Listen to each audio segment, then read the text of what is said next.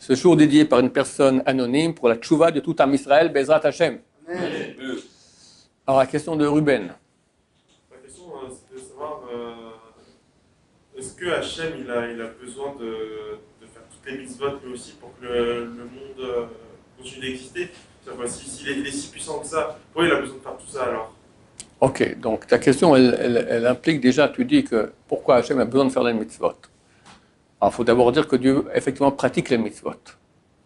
Or c'est étonnant que moi je mange la matzah le soir de Pessah, pour me souvenir qu'on est sorti d'Égypte de façon rapide, on n'a pas eu le temps que la pâte fermente, j'entends. Mais Hachem, qui mange la matzah parce qu'il se fait sortir d'Égypte, ou comme on dit que la Torah a toujours existé, donc comment il faisait cela avant qu'on soit sorti d'Égypte?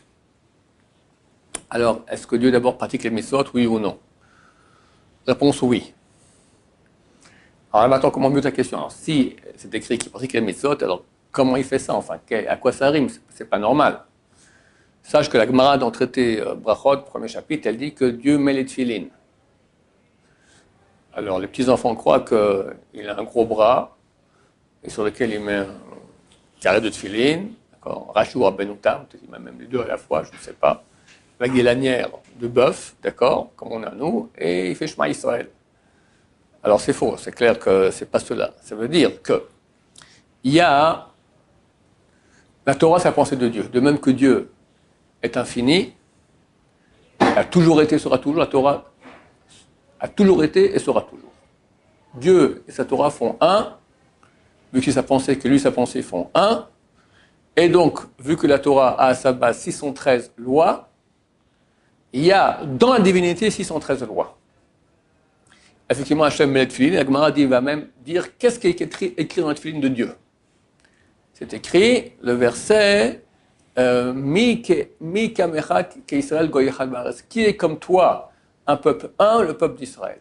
Nous, dans notre tefilines, c'est marqué que Dieu est un, et dans la tefilines de Dieu, c'est marqué que le peuple d'Israël est un. Alors, évidemment, ce sont des choses extrêmement profondes, je vais d'expliquer un peu plus. Un exemple que j'ai répété ici des dizaines de fois, on va le re-répéter ici. Un petit enfant voit des glaçons, voit de l'eau et voit de la vapeur. Il comprend que ce sont trois choses différentes. Un chimiste ou quelqu'un qui a fait son bac normal, d'accord, et c'est non, c'est la même chose, c'est du H2O. 2 molécules d'hydrogène pour une d'oxygène. Ça s'appelle de l'eau. Mais lorsque il fait moins de 0 degré, ça devient des glaçons. Lorsque c'est 100 degrés ou plus au bord de la mer, plus on monte, vous avez étudié ça, donc la température est à 99, 98, etc., ça devient de la vapeur. Alors, quelqu'un qui n'a pas fait ce B.A.B.A. de chimie, il croit qu'il y a trois choses différentes ici, mais en fait, c'est tout la même chose dans des configurations différentes. Une configuration de monde froid, c'est du glaçon. Moyen, que nous on appelle moyen, de 0 à 100, c'est de l'eau, et plus de 100, c'est de la vapeur. Idem la Torah. Il y a 613 lumières divines qui sont dans la divinité, qui font partie de la divinité, c'est partie intégrante de la divinité. C'est je ne veux pas dire Dieu lui-même, mais partie intégrante de lui, ça veut dire à peu près ce que je dis. D'accord? Maintenant, chez Hachem, ces 613 lumières ont une certaine réalité. Par exemple, il met des tefilines, ni de bœuf, ni de lanière. Il y a une réalité spirituelle qui s'appelle tefilin chez Hachem, qui n'a absolument rien à voir avec notre tefilin, si ce n'est que c'est la même source. Notre tefilin à nous, que nous on met, c'est la configuration de cette lumière spirituelle dans notre monde à nous, qui va depuis la sortie d'Égypte jusqu'à Mashiach. Je peux qu'après Mashiach, on mettra d'autres tefilines. Je peux tout à fait. En tout cas, depuis la sortie d'Égypte jusqu'à Mashiach, c'est ça tefilin. Et celui qui met un autre tefilin, il n'a rien fait. Après Mashiach, on verra. Mashiach viendra, on lui posera la question comment on fait dorénavant. Le Shla Kadosh, très grand kabbaliste, très grand rabbin qui a écrit un livre, le Rav Horovitch, je me souviens bien, on l'appelle le Shla au nom de son livre Shnei Luchot Abrit, les deux tables de la loi. L'abréviation c'est Shla. Kadosh, un des seuls hommes qu'on appelle Kadosh en histoire juive. Alors lui là-bas il explique que lorsque Yaakov Avinu il va peler les arbres pour donner à boire aux troupeaux, d'accord, ils viennent boire et ils pèlent les arbres en face pour qu'ils fassent des enfants qui seront tachetés, comme ce qu'ils ont vu des arbres où il y a une partie blanche, partie noire. Shla Kadosh dit que c'est ainsi que Yaakov Avinu faisait la mitzvah des tefilines. Où est le rapport entre Pelé des arbres et Tfilin? Je ne sais pas. Mais un grand homme d'Israël, un grand Kabbès me dit c'est la même source exactement. Donc Yaakov mettait les Tfilin, mais pas comme nous. Parce que nous, dans le Tfilin, on n'est pas sorti d'Égypte. Or, Yaakov, il est bien avant la sortie d'Égypte. D'accord? Le premier homme faisait les mitzvot. C'est marqué que lorsqu'il a été créé, Dieu l'a mis au paradis, il lui a dit, ce jardin, tu vas le garder et travailler le garder. Travailler 248 positives, garder 365 lois négatives. En tout, 613. Mais il est au paradis. Au paradis. Alors, comment il fait pour ne pas voler? Comment il fait pour, je ne sais pas moi, soigner du chauffard à Rosh Hashanah? De quoi on parle? Il y avait une réalité de 613 lumières spirituelles qui, dans le paradis de l'homme, se réalisait pour l'homme comme ça, c'est adapté. C'est marqué par exemple qu'on n'a pas le droit de manger de porc. Le Midrash, il écrit que sur le verset des Tehillim, Midrash Tehillim, un verset qu'on cite tous les matins, ceux qui font la prière comme il faut, on dit Matir Asurim. Hachem Zokef Kefufim, Hachem Matir Asurim. Vous connaissez ce verset?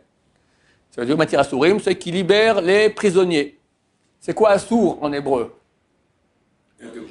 Interdit. Mais c'est quoi Matir Asurim? Il autorise l'interdiction, il libère les prisonniers. Assir, c'est un prisonnier.